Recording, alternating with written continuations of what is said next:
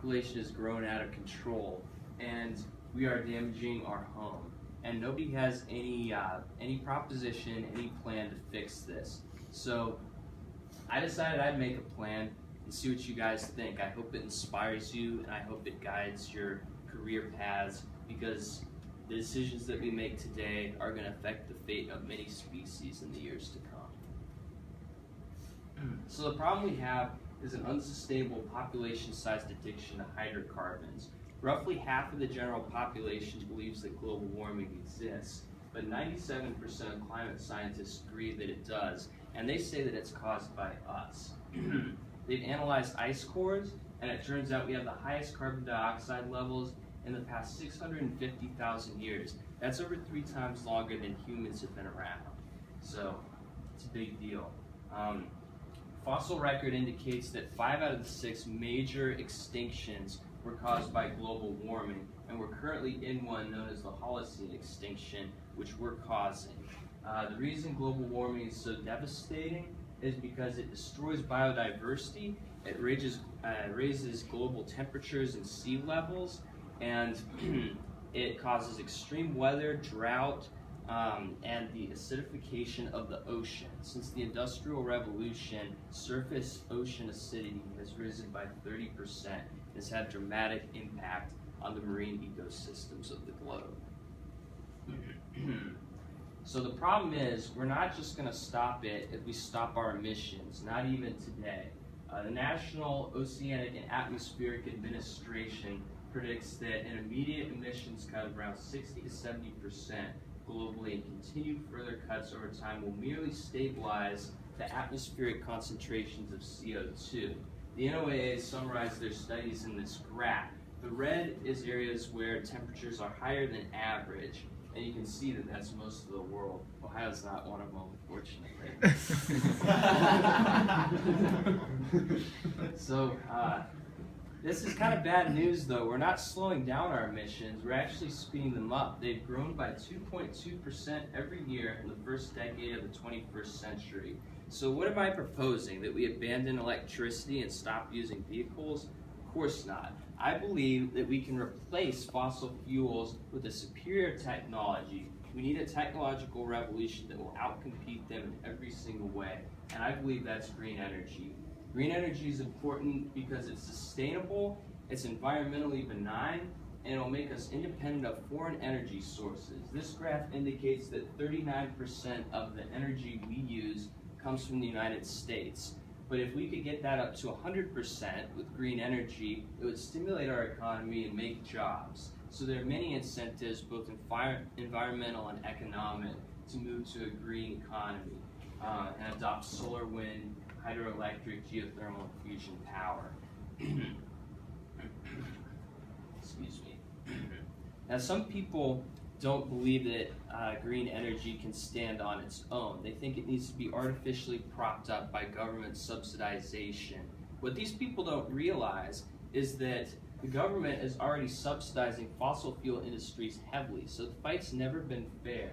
Despite this, green energy's made incredible strides. 81% of energy in Iceland is of a geothermal or hydroelectric source, and it's been predicted that if we could fully utilize wind power, it could provide all of our energy needs in the United States 10 times over. Elon Musk, the CEO of Tesla, has designed an electric car and an infrastructure of solar-powered charging stations in a grid across the country that makes it possible for Americans today to travel from one coast to the other without burning a drop of gas. This is amazing. All right, go ahead. So solar energy is a crucial part of this approach to making the environment more healthy, but it's not the only one. Climate engineering is also crucial, and it's the process by which we intervene deliberately and on a large scale in ecological systems to make them less warm, I guess.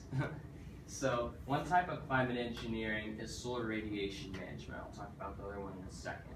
Solar radiation management is the idea that we reduce the amount of radiation reaching the Earth by increasing albedo, which is basically reflectivity. One of the most promising approaches is that we will one day engineer the very sky that we walk around under. And we have a couple approaches to that. Aerosols could be reflective. How's it going? Reflective aerosols dispersed in the atmosphere could be one approach. Seeding clouds with things like titanium dioxide could be another approach, which has the added benefit that it can reverse desertification and it can combat drought. And also reflectivity enhancement, whereby unmanned ships in the ocean blast seawater into the atmosphere to increase the reflectivity of clouds. All these approaches satisfy a greater than 3.7 watt per meter squared reduction in intensity of solar radiation. And this is important because 3.7 watts per meter squared means that you could double CO2 concentrations, and if you reduce the radiation intensity by that much, your temperatures would not rise at all. Another approach is Fresnel lenses being launched into a heliosynchronous orbit. So basically these lenses would diffract and weaken sunlight as it traveled through space towards the Earth, and it would keep us cooler. So solar radiation management is great because it's going to stop the temperatures from rising and it's going to stop the sea levels from rising, but it doesn't get rid of carbon in the atmosphere and it won't fix the problems with the ocean becoming too acidic. So I consider this to be a short-term solution. This is the long-term solution, actually removing the carbon dioxide. And there are many approaches to this. 3 of them I'm going to mention now. The late oceanographer John Martin realized several decades ago that our key to a sustainable future might be in phytoplankton. These marine microorganisms are too small to see with the naked eye, but in vast numbers they can be seen from space in enormous algae blooms.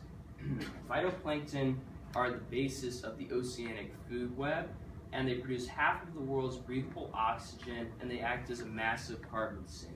We want these things around. They're the most important organism on the planet, not us. So Martin realized that the limiting nutrient to these phytoplankton was iron, and he hypothesized that if you fertilize the oceans with iron, you could cause these phytoplankton to breed prolifically. He had an untimely death due to cancer, and his colleagues tested his hypothesis, and they found that fertilizing the ocean with iron could increase phytoplankton concentrations by 12-fold. It's a huge deal. Unfortunately, iron is the 4th most abundant mineral in the crust, so we're not going to run out anytime soon if we decide to take this route.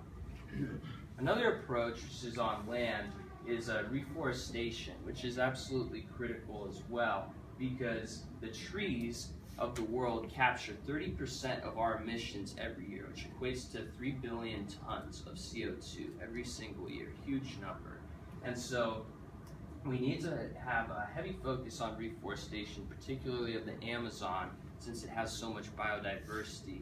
And plus, anybody can plant trees. It's the easiest humanitarian effort you can do. And if real trees don't do the trick, we can always use fake trees.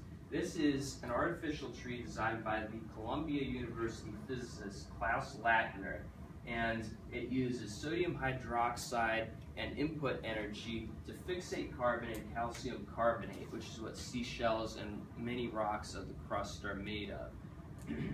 And it works on 3 orders of magnitude faster at pulling carbon out of the air, so 1,000 times faster than real trees at getting rid of carbon.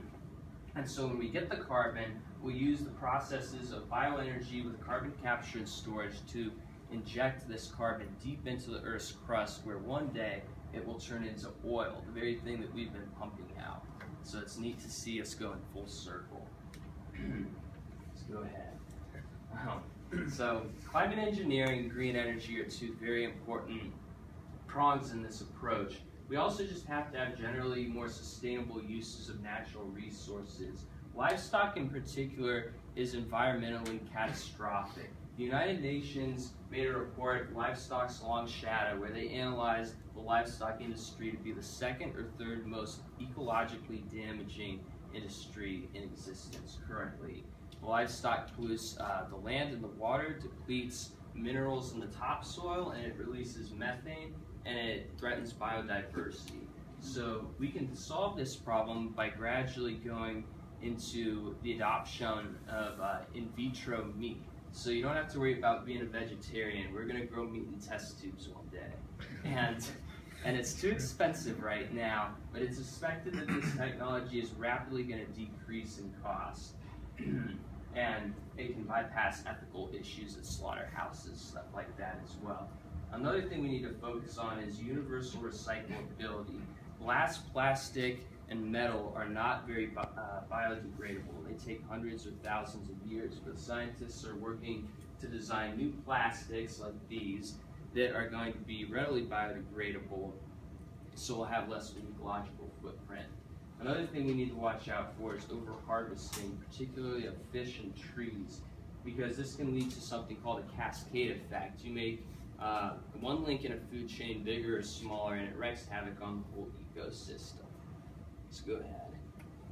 And speaking of the cascade effect, we might be participating in it every single time that we have a child. This is the human population, and frankly, it's terrifying. Look how much it spikes. Where are we going to go from there? And the problem is caused by better health care, reduced infant mortality, and the industrial and agricultural revolutions. What's that? No, I'm sorry, I just thought this was better health care. Better health care? Yeah. Yeah, it is strange, isn't it? But yeah, we're not getting sick as much, and that might actually be our downfall. So it's definitely a contentious issue how we're going to decrease the population. No one wants to be told that they can't have as many kids as they want, but policy is going to have to be addressing this eventually, whether we like it or not, or it's going to lead to massive famine. People have proposed different ways to mitigate this. Education is one of the bigger ones because educated people generally have fewer kids. Birth control is a big facet as well, particularly government subsidized free birth control, which might save people money in the long term. Of course, China's got its famous regulation policy, 1 kid per couple. We could always think about that. We need to have some marketing so that this becomes a more publicized issue, so the public's more aware of how catastrophic this can be. Birth credits were made by this guy, Michael Arth. He had the idea, okay, you can have as many kids as you want, but you might have to buy that right from childless couples to have additional kids if it would increase the population. So you can kind of transfer the amount of kids per couple with some financial incentive, which is really interesting. Some countries actually had incentives for voluntary sterilization. So if you go in and you get sterilized, they will pay you. Obviously not happening here, but and then just because I like sci-fi, I decided to mention extraterrestrial colonization. If we could terraform Mars or adopt Stanford tourist design, something like that, we could bypass this issue completely. But the policies are important, and we need to start talking about them now. So speaking of policies, I think that the biggest obstacle we're going to face is not technological, but political. Because honestly, the government at this point is not our friend in a green energy, ecologically sustainable movement. The 113th Congress received about $41 million from oil industries. You can look it up in these things called Federal Election Commission reports. And Boehner alone received about $3.4 million from varying fossil fuel businesses. This is a cool website. You can see what, like the bigger ones are the ones that donated more. You can see how many connections these guys really have. So if these politicians are having a vested interest in the oil industry, they have no incentive to decrease emissions. They don't want the fossil fuels to stop being burned. And in return, since the fossil fuel companies are benefiting these politicians, they're going to benefit the industries, which are subsidized at an average about $37.5 billion annually. It's huge. And lobbyists are always going to fight for more. However, political progress is evoked by cultural progress. The culture dictates the politics because the politicians want to get reelected. And the politics dictate the economy and thus technological growth. So green energy needs to be attacked on a cultural level. We need to make this stuff look stylish, progressive, modern, capable, competitive, and we need to have more popular support of climate engineering. We need to get that technology out there. People need to know about this stuff. It's revolutionary. We need to be responsible consumers. We can't buy products from unethical, environmentally dirty businesses if we want to have a change. And I argue that we might need a complete economic revival that's based not on these Western philosophies of greed and self-interest, but rather on collectivist, harmonious interaction with each other and the environment. Let's go ahead. So I'm proposing a three-pronged plan. The early stage, which would be in the next decade or so, would be to abolish subsidization of fossil fuel industries and place them under tighter regulations. And in turn, we could subsidize the green energy firms. Of course, this is all going to start with the politics, so we really have to lobby hard. The intermediate stage is in the next half century, whereby carbon emissions gradually become an illegal business practice, and economies of scale and research make green energy competitive and mainstream. The long-term stage in the next couple of centuries is whereby governments of developed and wealthy nations devote large portions of their national budgets to climate engineering so we can reverse the damage we've done. So there's a pervasive idea in our culture that humans are innately a greedy, exploitative, and destructive race. But I don't believe that. I believe we're destined to become protectors of nature. We can make the world better by our presence. We're the most intelligent organism in the known universe. It could be in better hands. So it's my hope that this presentation will shape your education, ambition, career, and compassion. There's power in numbers, and this movement starts with you. Thank you. Nice, Mike.